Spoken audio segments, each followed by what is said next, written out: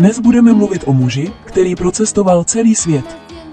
Dnes na tohoto muže téměř každý zapomněl, ale někteří stále mají jeho knihy. Kromě cestování po světě také překládal knihy do angličtiny a norštiny, znal však mnoho dalších jazyků. Tuto zajímavou osobu lze označit za botanika a agronoma, držitel řady vědeckých ocenění v oblasti botaniky. Koržinský byl hluboce přesvědčen, že když učitel vypráví studentům podrobnosti o světě kolem sebe, on sám to musí pochopit a poznat z vlastní zkušenosti a vidět to na vlastní oči. Nejprve procestoval celou Evropu, navštívil Balkán, několik skandinávských zemí, několikrát navštívil Anglii, poté navštívil Turecko a Kavkaz a celou tu dobu se připravoval na cestu kolem světa. Korčenský je široce známý jako první člověk v moderní historii, který cestoval po celém světě.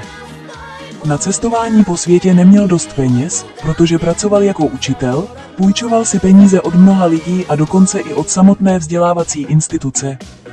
Než se Josef vydal na dlouhou cestu, dohodl se s českým sběratelem etnografů a popularizátorem vědy Vojtou na poskytnutí exponátů získaných během plánované cesty. Zřídit muzeum afrických, amerických a asijských kultur.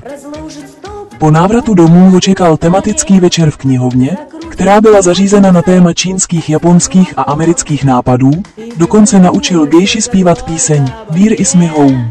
Josef Kozinský se setkal s mnoha dalšími slavnými botaniky a vědci.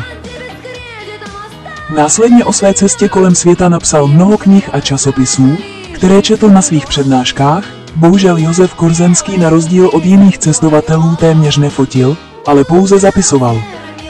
To bylo způsobeno tím, že cestoval po známé turistické trase, kde již bylo pořízeno mnoho fotografií.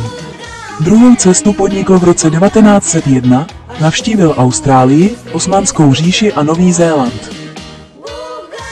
To je pro dnešek vše, shrňme si toto video, každopádně jsem se o této osobě dozvěděl více, než jsem chtěl, doufám, že se vám toto video alespoň trochu líbilo.